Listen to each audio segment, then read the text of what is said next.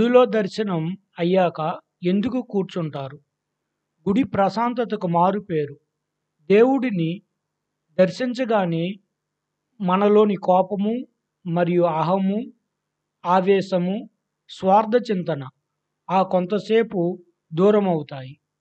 వెనువెంటనే జనారణ్యంలోకి వెళితే మళ్ళీ మన మనస్సు మనల్ని యథావిధిగా నడిపిస్తుంది. అది ఎలాగో తప్పదు.